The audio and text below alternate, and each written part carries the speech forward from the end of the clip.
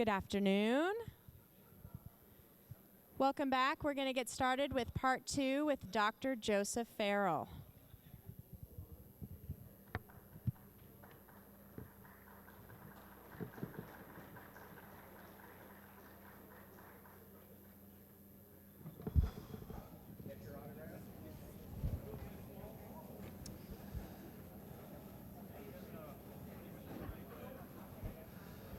Okay, now for some really bad news. So what was the bell? Oops, where are we here? What happened? Did I press the wrong button or did we lose it?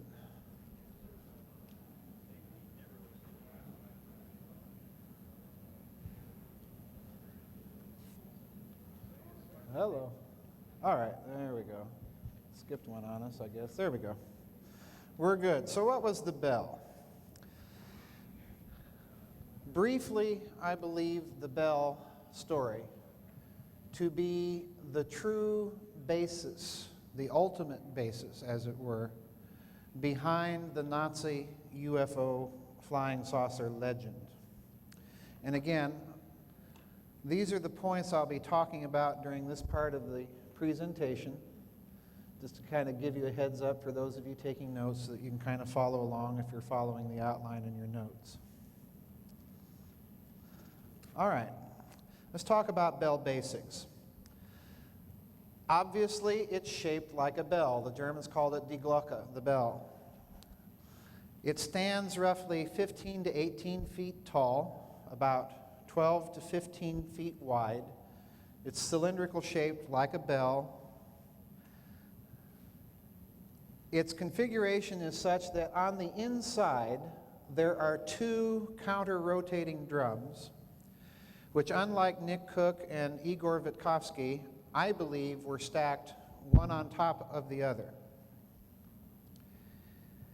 Inside of these cylinders, on the interior surface as they're being spun up, and in the actual center of the bell device, the Germans would put a fluid that they had codenamed IRR Serum 525.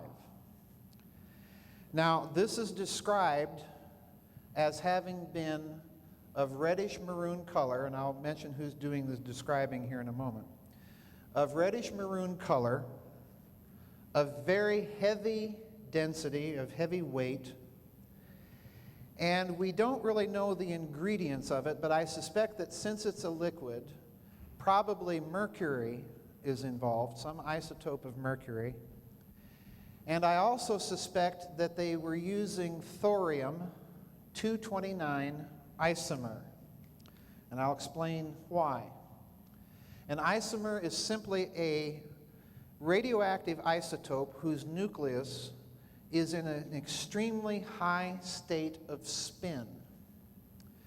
And when it slows down from that high state of spin, it releases an enormous burst of gamma rays, okay? Now, thorium-229 isomer just happens to be one of those isomers whose excitation threshold is very low. In other words, it's very easy to get it to slow down and release all these gamma ray bursts, okay? The bell was also cryogenically cooled by either liquid nitrogen or liquid oxygen. There's a little bit of variance in the story, but the common element is that it was cooled down to an extremely low temperature. And again, if you know anything about the recent experiments in superconductivity, you'll recall that most of it is at a very, very low temperature, and it again involves this high state of spin. So in other words, look what we have. We have two counter-rotating drums, which incidentally are spinning mechanically at a very high rate of spin. We're using a serum that is probably a compound of mercury and perhaps thorium-229 isomer. We're cryogenically cooling it. Now there's another little element that's very important here, and that's the sound that it makes. The Germans also kind of nicknamed this device Der Bienenstock, the beehive. And the reason I think it's making these sounds, and again, I outline a more detailed case in my books, but basically, the Germans are using two kinds of electrical potential, alternating current and extremely high voltage direct current. And it's being pulsed. There's a direct current switch that's being opened and closed extremely fast, so it gives off that characteristic buzzing sound that you hear associated with direct current electricity. Now, here's an important point to bear in mind, is the observed effects. When they tested the bell on plants, plants were seen to decay within a matter of hours to weeks to a mere kind of brownish gray goo. And they did so without putrefaction. They just literally fell apart. When it was tested for the first time in the presence of humans, 7 of the scientists themselves that were involved with the project died. Subsequently, when tested in the presence of human beings, including concentration camp victims, but even some of the German technical personnel themselves, they would report having experiences of vertigo, of sensations on their skin, of little needles prickling their skin. They would have a metallic taste in their mouths, which is an effect, incidentally, that I actually read a similar thing in one of Timothy Good's books, which kind of interested me, because you have kind of the same effect being described by this device. Some of the concentration camp victims from the camp of Gross Rosen that were involved with this project observed at night what they describe as barrel-like devices ascending above the tree lines where the bell was being tested, ascending above the tree lines with a kind of a pale blue glow, and then it would settle slowly back down under the tree line. So in other words, one of the observed effects of this device was precisely levitation, or if you prefer, anti-gravity. But please note something here. I'm stressing these effects because obviously it's deadly to humans.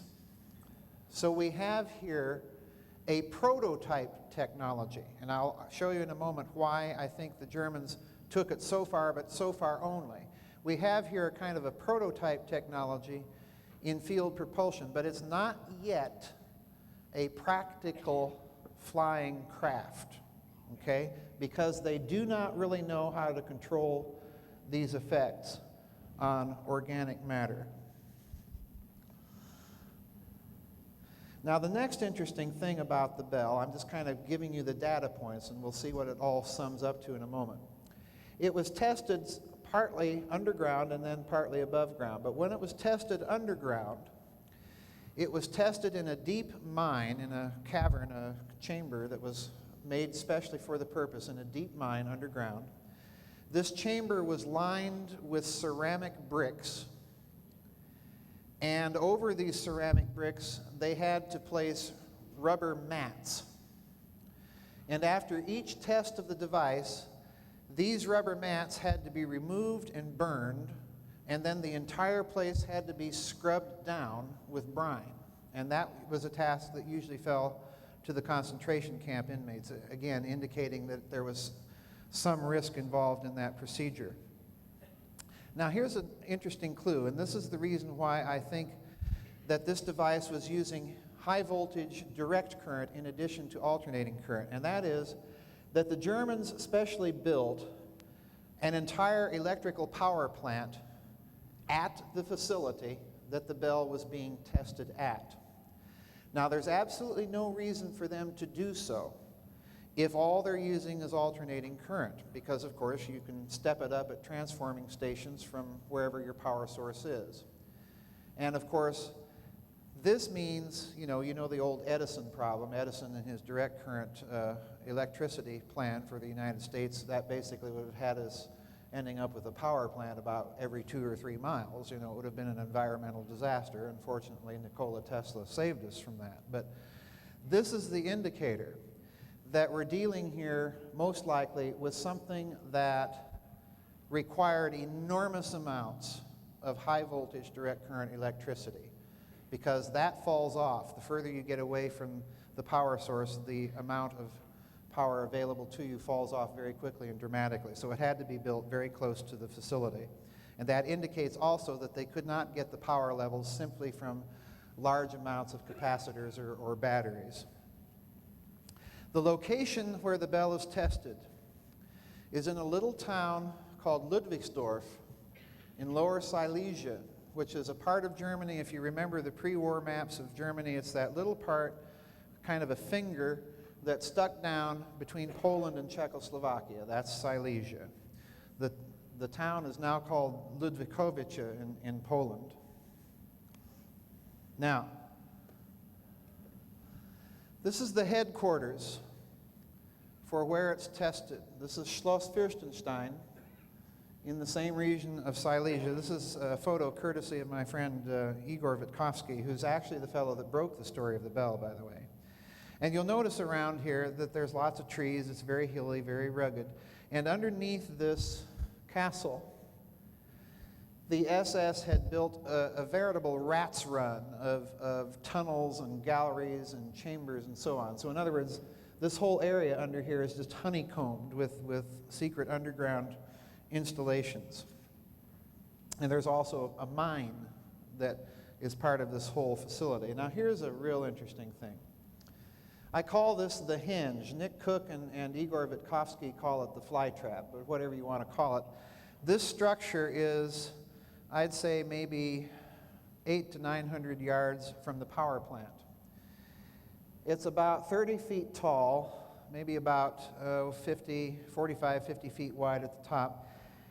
Underneath this structure, it sits in a basin or pool about 4 feet deep, and out here to either side, around the structure, on the ground, is heavy concrete with ports all the way around this structure, ports for heavy-duty electrical cabling that ran into the structure from the ground.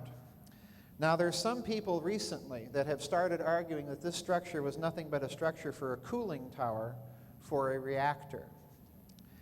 And my response is that no structure like a cooling tower requires heavy-duty direct current electrical cabling.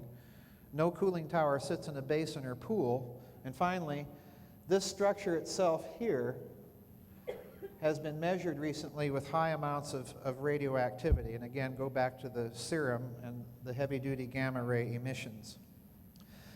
This looks to me like it was the test rig for its outdoor testing, where people were seeing things ascending, barrel-like devices ascending and glowing a pale blue glow, which of course is an electrical signature of some pretty heavy voltage and ionization taking place in the atmosphere. Now there's another bit of data point I want to bring to your attention, and there are two personnel, interesting people, connected with the bell, and this bit of information I have just found out very recently, so you're some of the first people to hear this.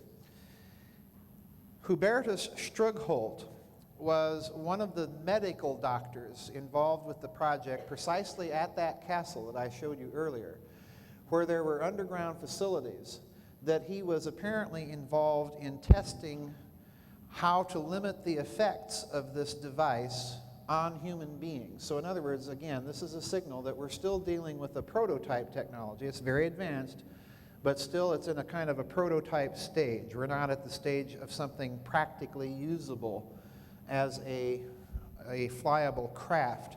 But interestingly enough, this same Dr. Strugholt ends up in this country as a paperclip scientist working in space medicine for NASA. Okay? Now here is a really interesting fellow. Yeah? This is Dr. Kurt Davis, standing next to his good friend Dr. Werner von Braun at NASA. Dr. Davis was a senior flight administrator for NASA at Cape Canaveral during the Apollo missions. Now, here's the interesting thing about him. This man here is the very same man who designed the power plant for the Bell. His specialty is not even rocket science at all. It's high voltage, heavy duty, direct current voltage and measurement. Ask yourself this question. What is this man doing as a senior flight director during Apollo at Cape Canaveral? I ain't going to tell you. That's a little bit of commercial.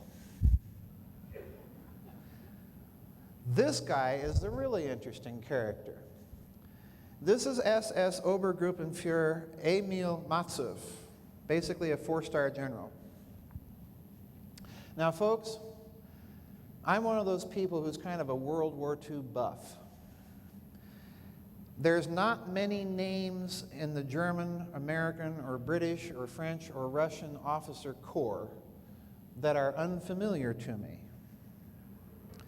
But I can assure you that after almost literally my whole life reading about World War II, I have never, ever, to this day, found anything about this man other than his file is still classified, and he was the head of one of the departments that oversaw the Bell. And the department is precisely this thing, Forschung, Entwicklung und Patente, research, development, and patents. The mission brief of this department of the SS, it was classified almost at the pinnacle of the Third Reich's classification system. The mission brief of this department of the SS was literally to scour all patent applications within the Third Reich and later occupied Europe, of course, and pull any patent from public view that had national security implications and turn it over to another department of the SS to develop.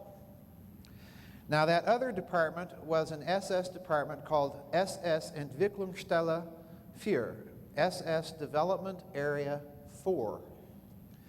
And the mission brief of that department of the SS, again, top secret, was to investigate free energy to make Germany independent of foreign energy sources. Now, I'm emphasizing this point because at the very conclusion of this presentation, I'm going to show you what's going on here, what the implications politically and financially of all of this is. It's very contemporary. The actual overseer of all of the secret weapons projects inside the Third Reich, including the Bell, the administrator, so to speak, is this man that I mentioned in the first part, SS Obergruppenführer Hans Kammler. This is his SS identification photograph, in fact. Now, this man headed a group called the Kammlerstab, the Kammler Group, or the Kammler Staff. And I want to talk about this man's resume. He's just a love. This is the man that designed Auschwitz. So you see, there's your connection between secret weapons and the camps. This man was also the head of the SS Building and Works Department. In other words, he supervised all construction that the SS was undertaking. That meant, practically speaking, that he could call upon a slave labor pool of about 14 million people or victims. The mission brief of the Kammerstop is very interesting. The mission brief was that it would brainstorm the necessary technology tree to second and third and fourth generation weapons systems and begin the groundwork, practical research to bring each of them to fruition. As such, Kammler essentially established a think tank, and it was headquartered inside the engineering division of the old Austro-Hungarian Imperial Munitions Works, the Skoda Works, in Pilsen, Czechoslovakia, about 30 miles west of Prague.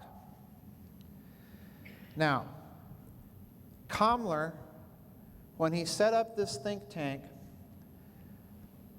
freed all participants from any ideological adherence to Nazism and what it dictated for science. In other words, you were free to think absolutely outside the box, including the party-prescribed box. And he went further. He not only recruited top scientists from inside the Third Reich and later occupied Europe, but he started a top-secret science magazine. Isn't that cool? So that each scientist could circulate their top-secret papers and keep abreast of each other. Now that, you think, is quite a breach of security. Wrong. Because, remember our friend from part 1, Heinrich Gestapo Müller?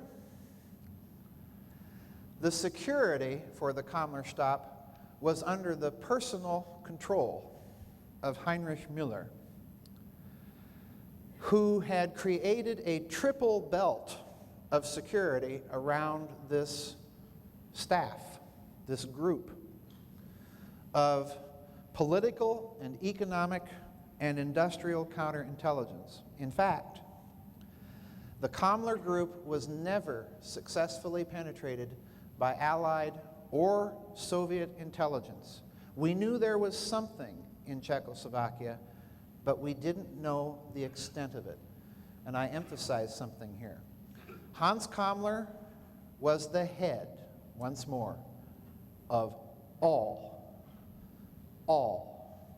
jets, infrared sights, computers, phased array radars, radar-absorbing material, television-guided missiles, wind cannon, lasers, atomic bombs, hydrogen bombs, fuel-air bombs, Bell, everything.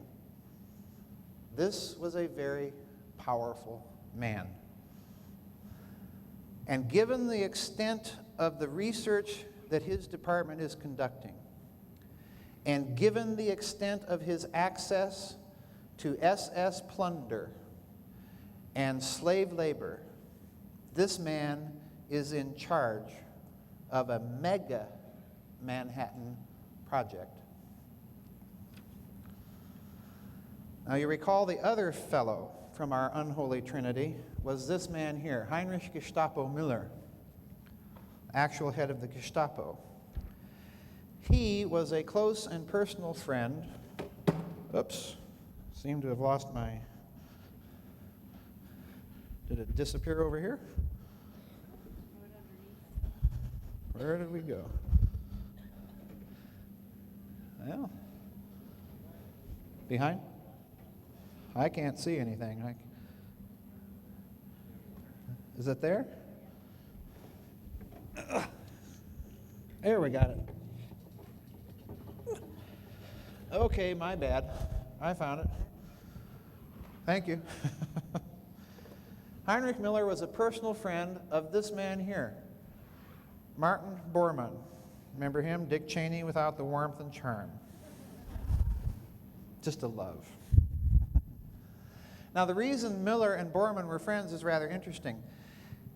When Hitler was in one of his early political campaigns, his first mistress was his niece, Gayle Raubel. And she was found suspiciously dead of a suicide, and it appeared that it was Hitler's pistol that did the deed. And so Hitler went to his fixer, Martin Bormann, and Bormann said, "Don't worry, I'll take care of it."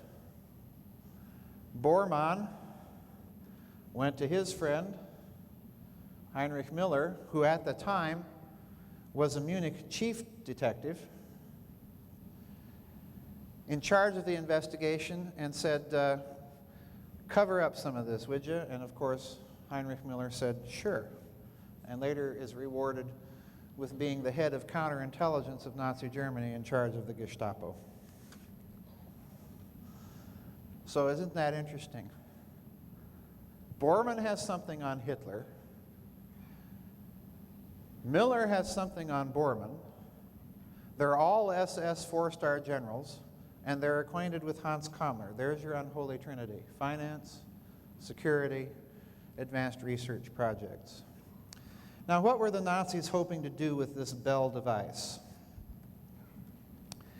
I believe that they were investigating hyperdimensional physics, and that their reasons or motivations for doing so were depending on three things: a theoretical component that was in the physics literature in Germany between the wars, an engineering component. I mean, you can have all the fancy theory that you want, but it may not be engineerable. So is this stuff engineerable? Can you make something practical with it? And then finally, interestingly enough, the esoteric component, or if you will, the occult.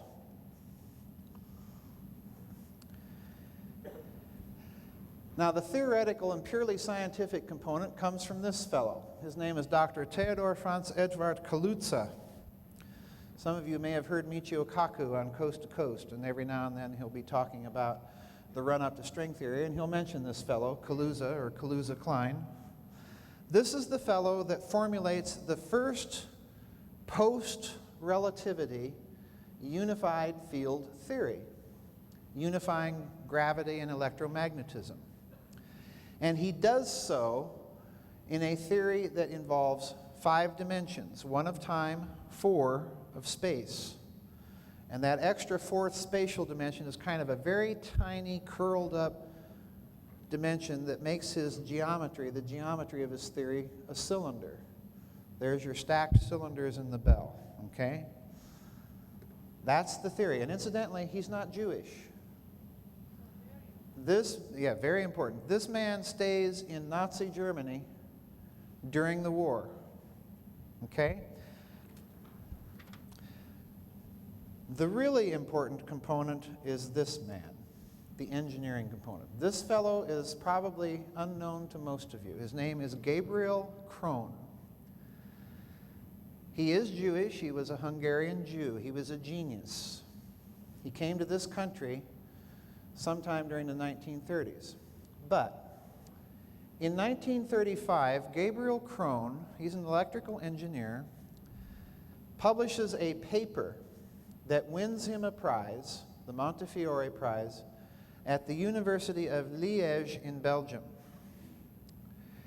And in the paper, what he is arguing is that all of these unified field theories that begin to come out in Germany, beginning with Theodor Kaluza, up to and including the early theories of Albert Einstein, what he says is that these theories are the hyperdimensional theories that can explain electrical anomalies that we electrical engineers observe in large, networked, rotating electrical systems. Now, please understand that what he has just told you is that these theories are engineerable practically on the laboratory bench. And remember what Einstein's theory was, which is a component. Relativity theory is a component of these unified field theories. When you say that these theories are practically engineerable on the laboratory bench with 1935 technology, you are saying that space-time itself is locally engineerable. And over the border in Nazi Germany, at that moment, publication of unified field theories inside the Third Reich stops.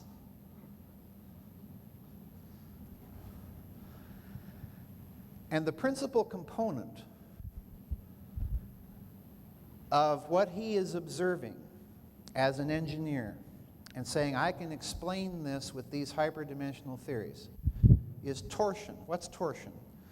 Well, for the mathematical out there, torsion, as you know, Einstein-Cartan torsion tensor, very small effect, usually negligible, you don't pay attention to it. There's another version called Ricci, dynamic torsion, but let's not argue mathematics. Let's get down to brass tacks. What is the concept? Think of yourself as holding an empty soda can, and you wring it like a dish rag. There's your counter-rotating metal drums, folks, in the bell. Opposite ringing motion. The can represents space-time. As you wring it, you fold and pleat the fabric of the can, and the ends of the can draw nearer to each other. That's torsion. That's those two counter-rotating drums, all that high-spin fuel in the bell. Now, what's the significance of what Krohn said? Well, I've just told you, but historically, this is the period that you see unified field theory publications disappear inside the Third Reich. Krohn himself ends up in the United States working for General Electric. I think you all know of a famous experiment on a ship involving electricity and rotating fields.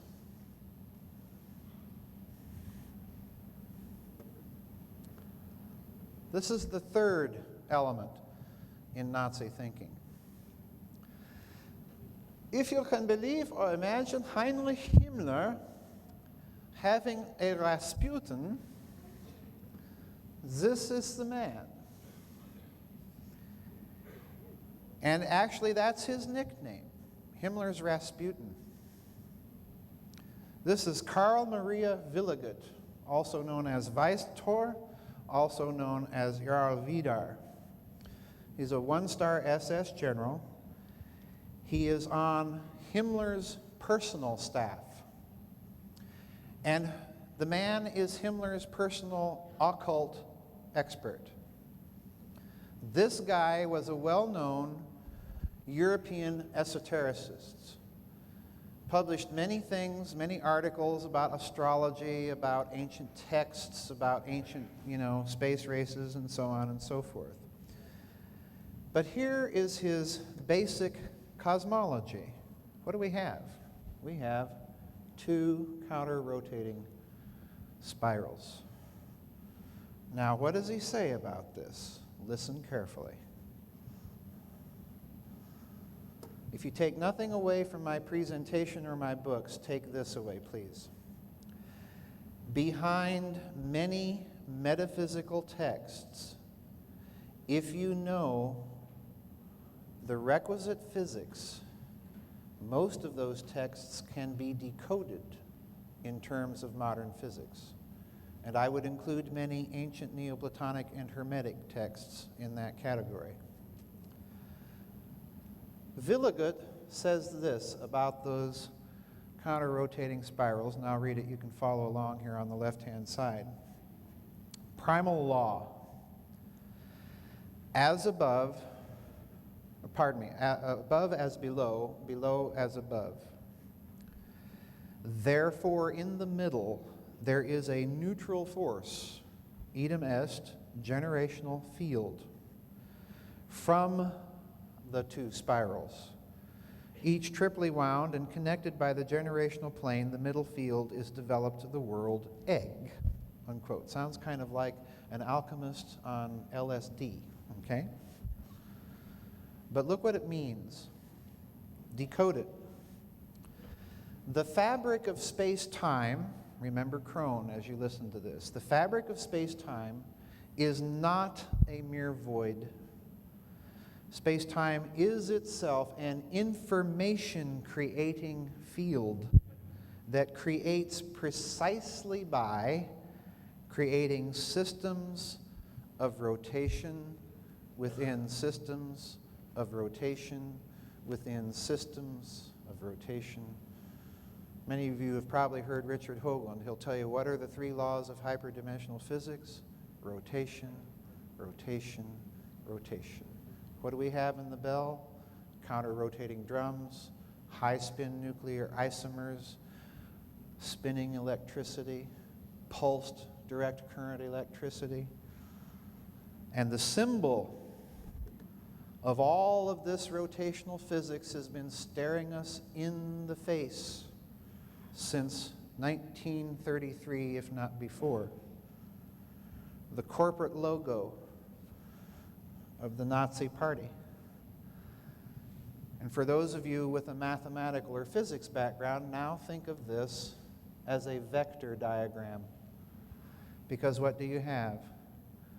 A subsystem of vectors, the outer arms of the swastika, a system of rotation. And the inner arms of the swastika representing a system of stress, rotation and stress, in the medium itself, ringing the can with counter-rotation. So in other words, in a certain sense, given the fact that all of these top secret SS departments were set up almost at the inception of the Nazi regime, you have a nation state that was dedicated to the principle of exploring the modern scientific applications of ancient lore and making it practically engineerable. That's why you have all the explosion of this technology that you do, because they were thinking utterly outside the conventional box. So the purpose of the Bell Project then was, in my opinion, to explore the theory and technology of creation itself. In other words, of the godlike ability to manipulate or engineer the fabric of space-time itself by tapping into the dynamic characteristics of space-time, its rotational characteristics. Now, please note the implication. Such a technology, if successful, would obviously lead, number one, to so-called free energy and a complete and utter end to a dependence on petrodollars, limited non-renewable energy resources, and, for the Nazis, Anglo-American corporate financial predators. In other words, the very people that put the Nazis into power, the Nazis are no longer playing the New World Order game, ball game. From the get-go. Number two, obviously, given the testimony of people involved with the Bell Project in the camps that see this thing levitating, it leads to an anti-gravity field propulsion physics. But here's the real thing. This is what the Nazis are really after. Because its classification, again, is the only project in Nazi Germany to have the classification of Kriegsentscheidend, war decisive. Because if you weaponize this stuff, you have a potentially planet-busting technology that would make a hydrogen bomb look like a firecracker. And this is the technology that Martin Bormann kept to himself, yeah? While he's giving away atomic bombs and rockets. I told you it was bad news. So what the bell was, is it's a prototype experimental technology. And please understand, a prototype experimental technology to test the aspects of a torsion-based, hyperdimensional unified field theory designed deliberately to lead them to free energy technologies, to field propulsion technologies, and ultimately to the ultimate planet-busting energy weapon, whose destructive potential we can only imagine. What the bell wasn't, it is not a mere isotope centrifuge for enrichment. I've heard that one. But sit down and do the physics, people. It is not a mere plasma trap, although through its use of that serum 525 and rotating it and electrically stressing and pulsing it, yeah, plasma is definitely involved. It is not a Nazi UFO, because there aren't people flying this thing that are inside it. I wouldn't want to be. It was not a time machine used by the Nazis to time travel. Although, as we shall see and have seen with the plants decaying, there are time dilation effects involved. What are we doing? We're wringing that soda can. It is not a stargate or dimensional portal, though again, the physics implied in it does imply some very extreme shear effects in the actual structure of space-time itself. So, might that possibly result? Yeah. Did the Nazis actually use it for that purpose? Probably not, because we're dealing with a prototype technology. Were they successful? Did they achieve their goal? Again, to a certain extent, yes. We've seen the effects on plants. We've seen the effects on humans. We've seen the observed levitation. And all those effects are commensurate and condign exactly to the type of physics I've been describing to you, this extreme shearing effect in the physical medium. And incidentally, the final clincher is that one of the Bell's project code names was Project Chronos, Project Time.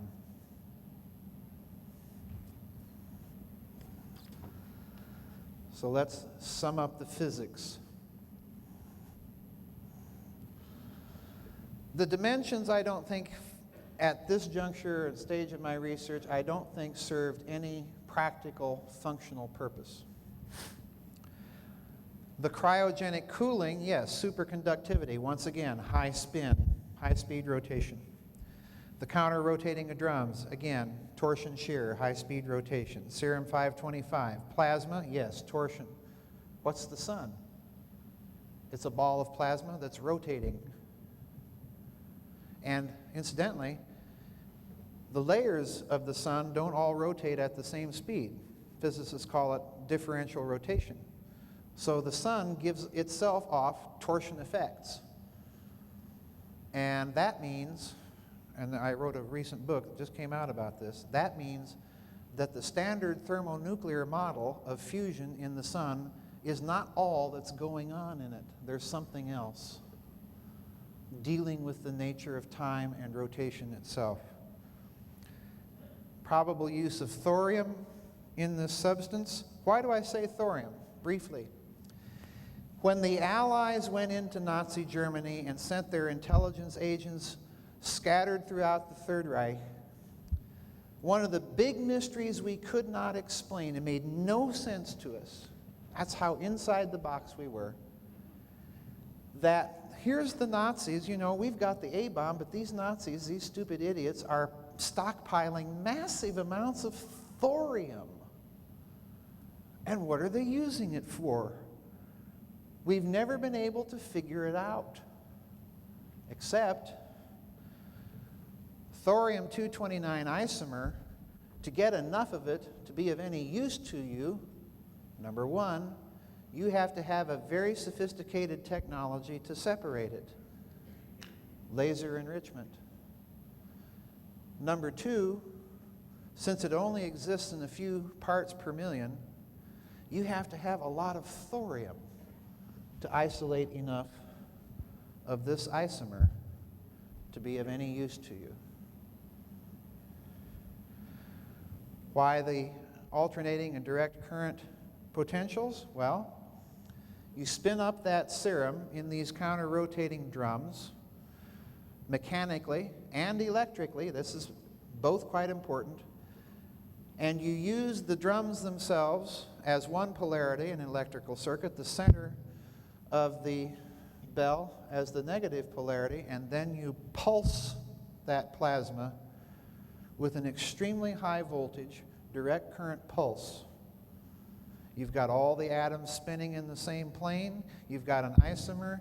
You pulse it with high voltage electricity, de-excite that isomer, and as a result, you create a kind of a little space-time bubble around this device. There's your levitation. And as that happens, all that isomer spits out those gamma ray bursts that are so deadly to things in its field. So that's kind of the way I rationalize this device on the basis of the physics. Again, what's the purpose of all this? Well, look at what we're dealing with. We're dealing with a unified field theory. So we have a unified physics implying, therefore, a unified technology which is capable of being used in three different applications: free energy, field propulsion, and the ultimate weapon.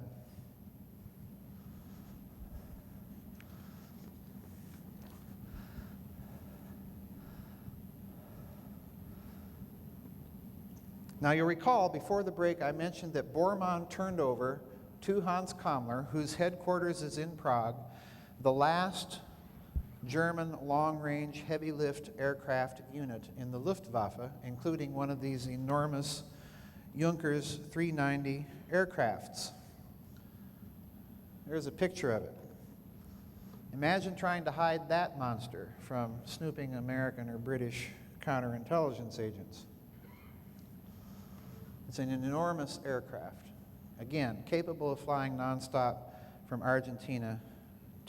Germany to Argentina. Well, interestingly enough, Kammler himself does an amazing thing. I wish I could do it. He dies 4 times, all on different days and on different circumstances. In one version, he shoots himself. In another version, he orders his aide to shoot him. In yet another version, which has kind of 2 subversions, incidentally, he either shoots himself in a forest outside of Prague or takes poison. And in the last version, he goes down in a blaze of glory fighting rebelling Czechs. Okay? In other words, you're dealing exactly as you are with Martin Bormann, and exactly as you are with, incidentally, Adolf Hitler, with a story whose details are obfuscated and whose details have all been supplied to us by whom? Nazis. And the last Junkers 390 disappears after it flies from Prague to Norway and is never heard from again. It went to one of 2 places, according to Igor Vitkovsky and Nick Cook. It went to here, carrying Kammler and the Bell Project documentation. But I don't think so. This is the last picture of the Junkers 390 in Prague, incidentally, in April of 1945, being loaded up, made ready for a long-range trip, and you kind of get an idea of the enormous size of the aircraft. Where did it go? In my opinion, it went to Argentina because there's a little-known project in Argentina in a heavily Germanized area of the country in in Rio Negro province around the little town of San Carlos de Bariloche. That's about 900 some miles southwest of Buenos Aires. So let's look now finally at the rodents at the other end of the rat lines. What do we need if we're going to have a post-war Nazi international extraterritorial state? Well, we first of all need a neutral country large enough and with enough wilderness or remote areas to safely house an advanced research project. Number two, even though it's wilderness, we have to have some accessibility to it if we're going to carry on any sort of advanced research. It's kind of like the Nazi version of Area 51.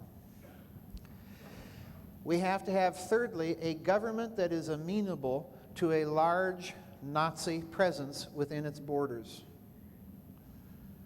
Fourthly, that country must be technologically sophisticated enough to support whatever scientific research or projects this extraterritorial Nazi state wants to pursue, or at least be able to import it. In other words, have sufficient German business contacts to do so. There has to be sufficient territory within the country to hide the project. So, on this view, we have to rule out Europe. Because for one thing, the Allies and the Soviets are going to be crawling all over Europe looking for Nazis. So you don't want to conduct any research there. Neutral countries in Europe, the same thing. There has to be a sufficient German business penetration into the country to permit easy transfer of funds into and out of it to support a research project that would require a lot of money. And finally, here's a good one. Since we know the Vatican was deeply involved in these rat line operations, the country has to have a sufficiently large Roman Catholic population base. And that leads us, of course, to Juan Perón and Argentina. Now, as a kid, I used to think, gee, why is Juan Perón, who is such a Nazi-phile, I mean, he thinks these guys are great, you know? It's kind of like people that think Dick Cheney's great, okay? He thinks these guys are wonderful. And yet, in March of 1945, and I used to puzzle over this, why is he doing this? In 1945, Juan Perón declares war on his best friends, Nazi Germany. What's he doing? Why? And why is he doing it so late? Well, here's Perón's answer from his memoirs. Listen to this carefully. We hadn't lost contact with Germany, despite the break in diplomatic relations, Perón would say in 1967. Things being so, listen, we received an unusual request. Even though it may seem contradictory at first, Germany benefits from our declaration of war. If Argentina becomes a belligerent country, it has the right to enter Germany when the end arrives. This means that our planes and ships would be in a position to render a great service. At that point, we had the commercial planes of the Fama line, the Argentine Merchant Air Fleet, and the ships we had bought from Italy during the war. That is how a great number of people were able to come to Argentina. Close quote. Isn't that neat?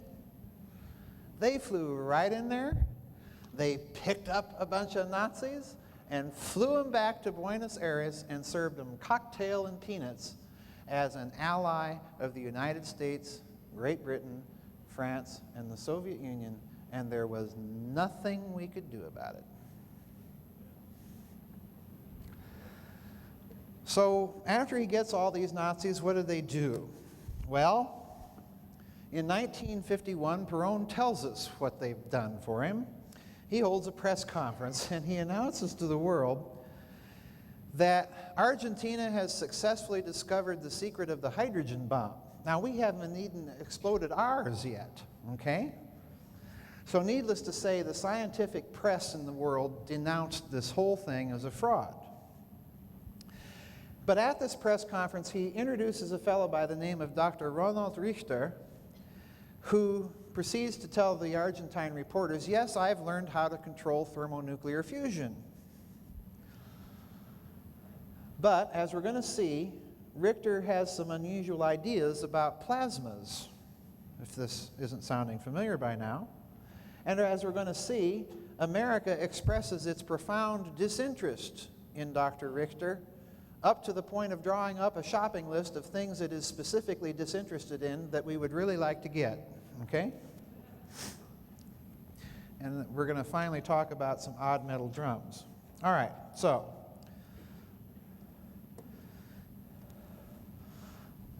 when Richter's introduced, as I've mentioned, this is a picture of him here with his little baby down in Argentina.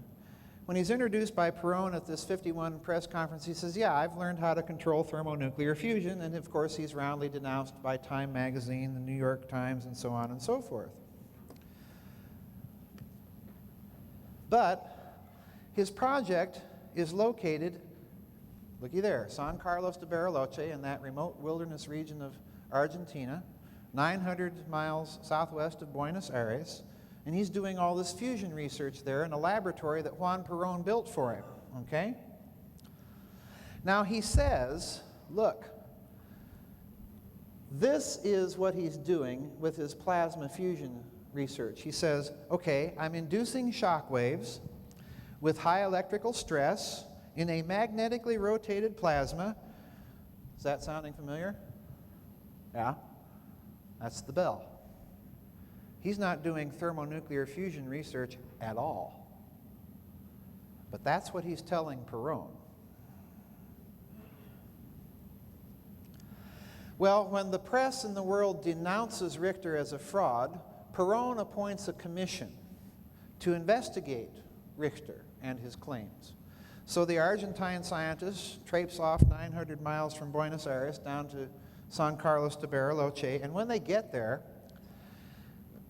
Richter acts like a total goofball because he performs all of his experiments for the Argentine scientists, but he does things like forgets to turn on his Geiger counters, places his measuring equipment behind the radioactive shielding where it will do him no good to take any measurements.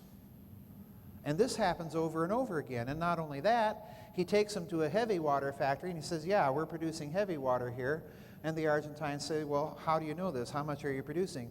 And the response is, well, we don't really know because we haven't got any measuring equipment.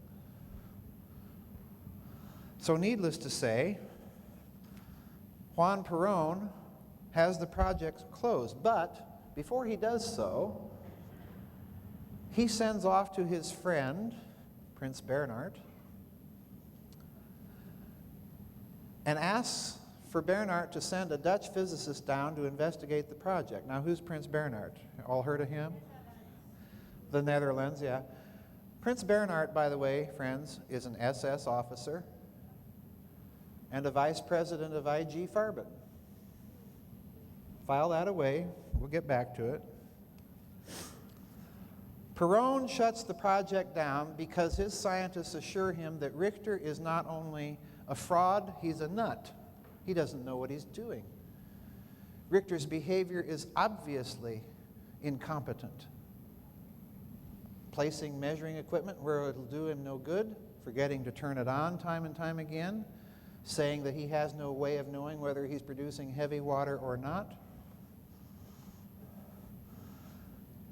But 4 years after the event, the United States is still interested, quietly. And it asks Richter, who's still stuck in Argentina, to kind of explain what he's really up to. So here's what Richter tells them. because he's been totally disgraced in Argentina. The Argentines will have nothing to do with him. The Germans won't have anything to do with him anymore. So here's what Richter in desperation tells the Americans. Quote, "We assume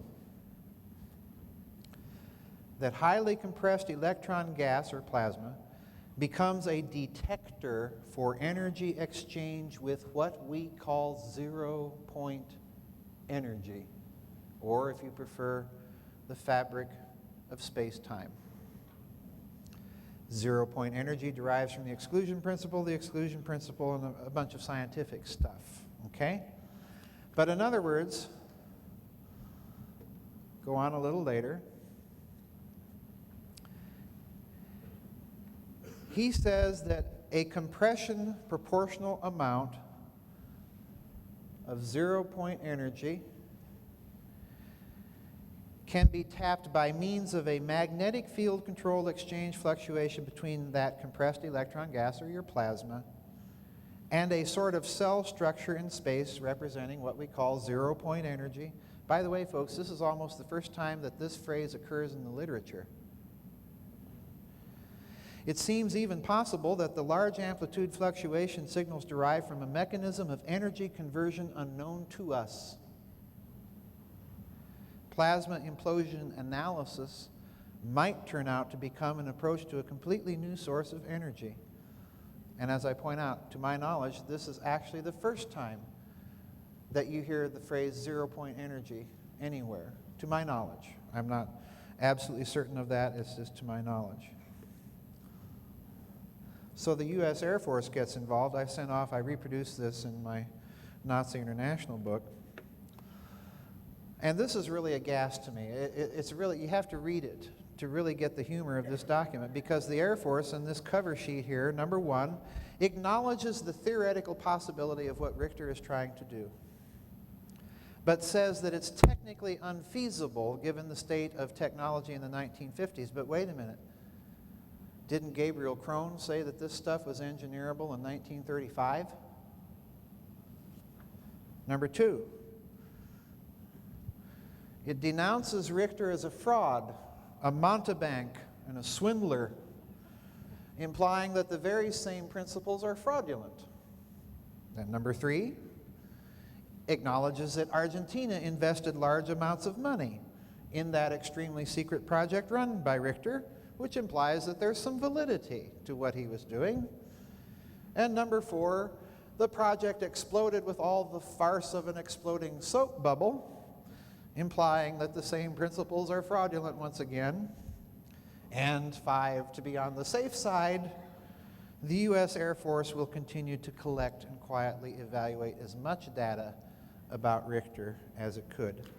In other words, we really didn't have a clue, but we suspected that there was something else going on.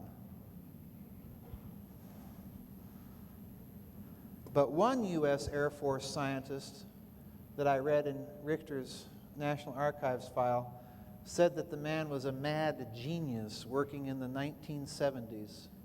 So wait a minute. If we have a scientist working on the very same stuff as the Bell, which was a project begun in Nazi Germany and continued through the war, and it represents science that is being, at that time in the 1970s, that's ahead of the curve, folks. And then look at this one. The U.S. Air Force, as it looks through Richter's biography, runs across the fact that Richter had stumbled on to all of this weird stuff about plasmas in his research that he was conducting in 1936.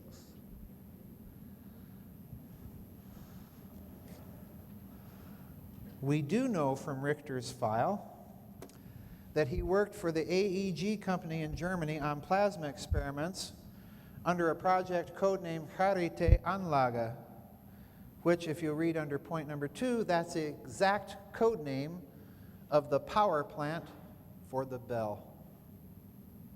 And the company that built that power plant was the AEG company. So in other words, Richter in Argentina is an independent Nazi Bell scientist.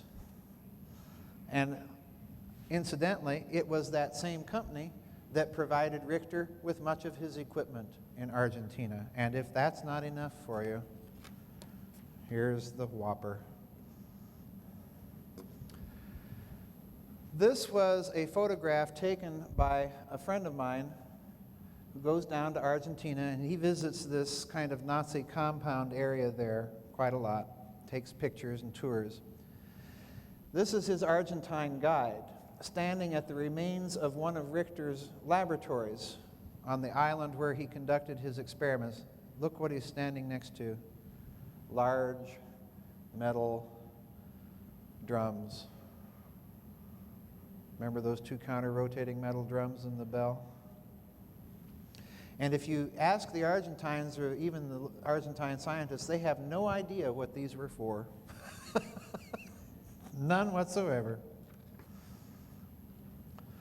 So we can conclude, and I outline all this again in my books that I list there, that since the bell involved counter-rotating plasmas, since Richter's work in Argentina involves similar physics principles and the same company that supplied the power plant to the bell and Richter's equipment, and since Richter worked on the same project that was the code name for the power plant of the bell, and since Richter himself said that his real interest in plasmas isn't for plasmas for their own sake, but because they are a means or a gateway or a mechanism for tapping into the zero-point energy or the energy of space-time, yeah, the man is conducting the bell. Ain't this interesting? This is kind of icing on the cake, folks. This is the end of the presentation, but this is kind of the icing. We've had the cake. Now we're looking at the icing. Look at the architecture in this region of Argentina. The German-style houses. Nice little Bavarian chalet in Rio Negro province of Argentina. I'm showing you these for a purpose. Here's an interesting hotel out in the middle of nowhere in Argentina. Here's the lobby of the hotel.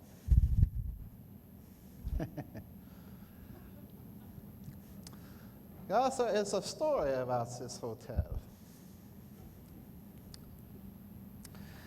This hotel was built, yeah, prior to and during the war as a plastic surgery clinic. Yeah? And? I forgot my monocle, but you get the idea. Since the end of the war, every year to this day, on April 20th, a group of veterans or their families or descendants gather to celebrate Adolf Hitler's birthday. In other words, my friends, all of this is still there. And my friend Harry Cooper tells me that the local Argentines there will tell you that in 1954, President Dwight Eisenhower visited this motel, which puts that military-industrial complex speech of his as he's leaving office into an interesting perspective, doesn't it? Because whose military-industrial complex did he have to fight? Whose military-industrial complex did we take over a lot of scientists from? So that, as my friend Richard Hoagland has pointed out in his book, his and Mike Barra's book, we're landing Apollo missions and Surveyor missions on the moon on April 20th, on anniversaries of Adolf Hitler's birthday. And by the way, here's one that even my friend Richard missed. Apollo 11 landed on July 20th, 1969, the 25th anniversary of the failed bomb plot against Adolf Hitler. Remember that Bell scientist that's a senior flight director of Apollo, Kurt Davis? Why do I mention all of this about motels and plastic surgery? Well, the Police Gazette in 1964 ran this article by Harvey Wilson. I reproduced this in the book. I just kind of wanted you to see that there's an actual article here. But I kind of want to go to a close-up of it, because if you look carefully here, you'll see that the Nazis, according to the article, had established a compound within 100 miles of San Carlos de Bariloche in a place called the Estancia, the ranch, in an area of Argentina that they controlled that was an area of 10,000 square miles, roughly an area the size of the state of Massachusetts, okay, or I should say Commonwealth. And to get in and out of this compound, you had to have military-style passes. All security was headed by an SS captain. Why such a large area?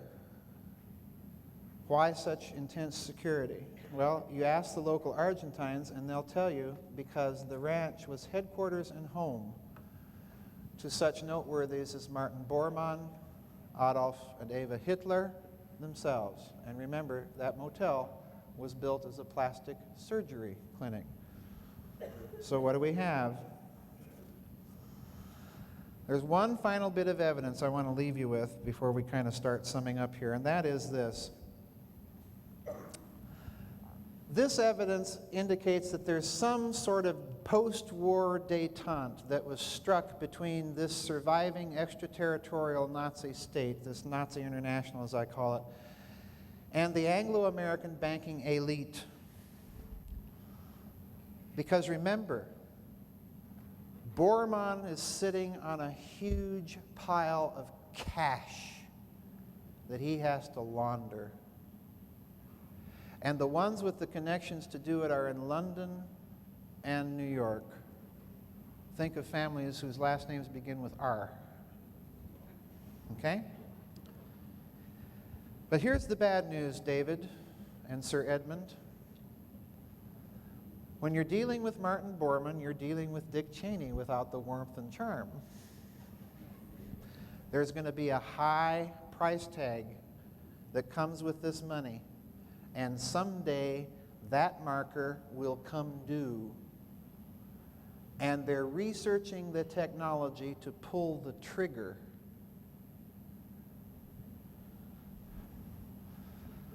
But this is neat.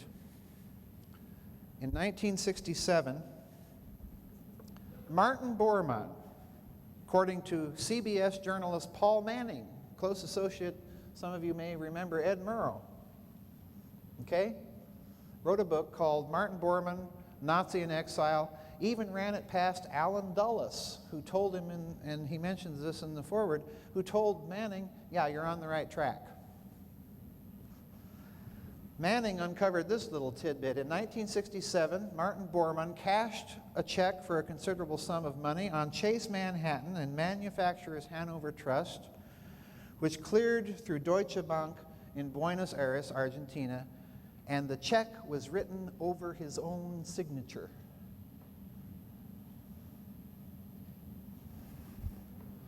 So what do we got? A remote, heavily guarded compound in Argentina, headed by SS security, plastic surgery clinic cum hotel, a post-war independent Nazi research project going on in Argentina, the probable presence in the area of Martin Bormann, and probably Heinrich Miller as well, and Hans Kammler. So what are the implications? And we'll have about 15 minutes here for questions, so if you want to kind of start lining up for questions as I wrap this up. I think there's a microphone over here somewhere. If you can see my laser, I don't know where it is over there. First implication.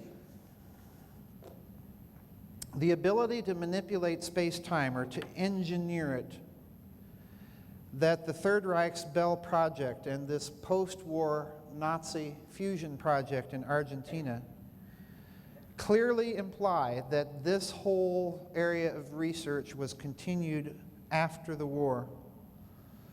But look what it promises. It's the same old SS Development Area 4 agenda to free Germany from the thumb of that Anglo-American corporate elite that actually put the Nazis into power. Because this physics promises an end to the current geopolitical order.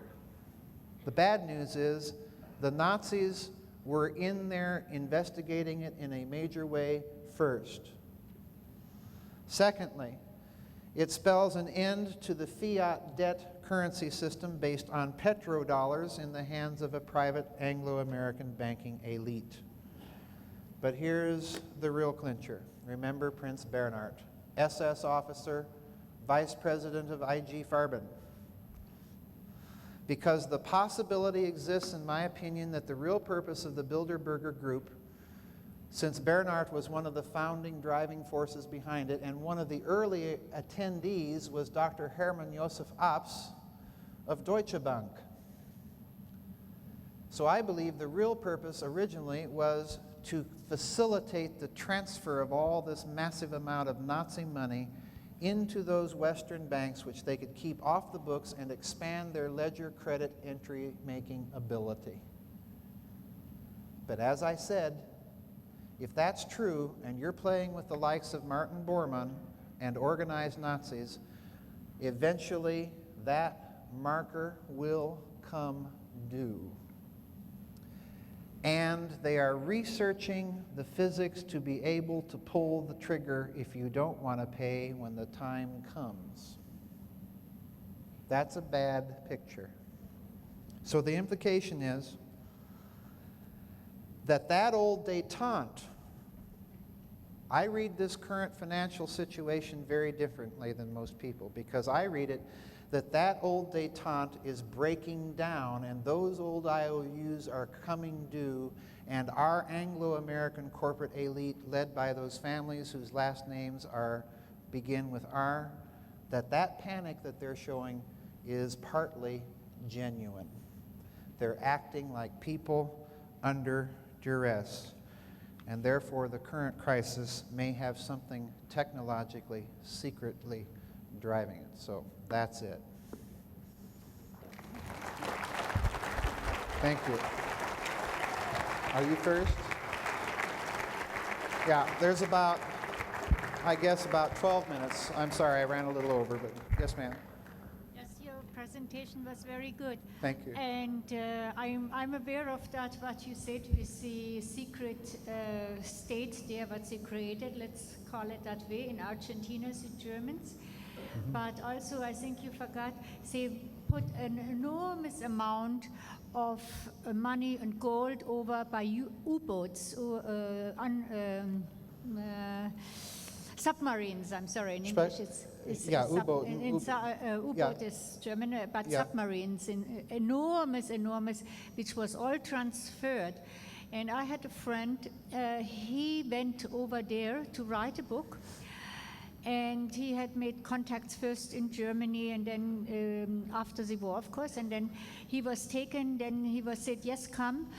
And he was blindfolded and he was taken to certain locations, like that heavily guarded place there. In answer to your question, I think I kind of get where you're going. I think that I'm aware of those U-boat transfers, and there's so much of these Nazi enclaves in Latin America. Argentina was one sort of nerve center. Yes. But I have researched, and I haven't published it in a book yet because I haven't got enough to indicate to me what was going on. But I have research, and there's a Latin American journalist that has recently even published a book about some of the things that Mengele was doing in Brazil. So Brazil is another hotbed of this post-war Nazi research that's going on. But I've told the story in 5 books. This is a Yes, big story, so I eventually understand, plan yes. to talk about some Yeah. of this U-boat activity and so on, because it's a huge, huge story. If that was where you're going. We've got a lot of people, Yeah, so if I can okay. ask you to kind of keep it short, folks, so that more people can... Yes, ma'am. Yeah, thanks for a fascinating presentation. Thank you. When you talked about the Germans using atomic material in conventional artillery shells in the Yes. East, I wonder if that we're seeing the first use of depleted uranium munitions. Yeah, very good question. And the second part is Uh-huh. whether it was atomic material just used in a bomb way, or if it was DU, there should be traces of it in those Right. battlefields. Right.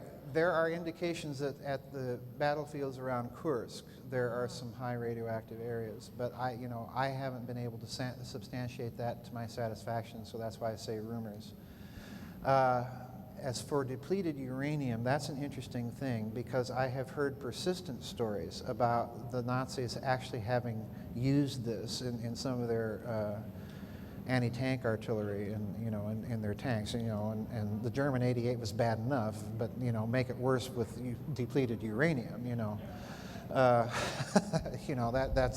that's very bad. But I think that if they had this technology, and I certainly think they did, then yes, it's a logical step for them to take this depleted uranium and use it in some practical military way. So I think that's an excellent insight. Amazing research, good job. Thank you. I could swear about a year or two ago I read in a newspaper that George Bush Jr. bought something like 10,000 acres down in Argentina. Uh-huh. Do you know anything about that? Is that I connected? believe it was Paraguay, but again, my research thus far has only concentrated on Argentina because that's where chronologically the story first sort of breaks out in Latin America, but other parts of it break out later. But it's interesting that Paraguay was under the presidency of Stroessner at the time, and he was another one of these Latin American, obviously a German last name, with a big pro-Nazi sympathy. So that when Perón's government fell, Perón himself, for a period of time, went to Paraguay and began his exile. So, the rumor that the Bush family bought a ranch in Paraguay is true, but, okay, we've got 5 minutes, I see, down here left, so I'm going to have to wind this up. But that's true, that they did buy a ranch down there. Thank you. Oh, well, good afternoon. I wish I could ask you everything I was supposed to, but I don't have the time. You don't have either. Well, years ago, I heard from a very reliable source that Hitler went to Argentina as a guest to Perón and his family, and he passed away in the 80s. And this person was from CIA.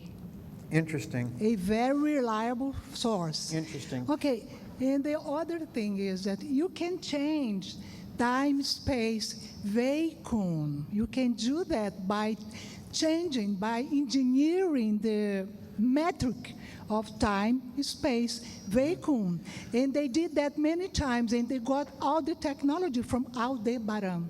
Well, I do know that the Soviet Union did a lot of this, but in terms of rationalizing where the technology comes from, as of yet, like I outlined at the beginning of the presentation, I've seen, at least as far as this material is concerned, I've seen nothing yet that makes me say that it must absolutely necessarily have come from extraterrestrials. I think that most of what the Nazis at least are doing is something that can be soundly rationalized on the basis of Yes, scientific literature. Yeah.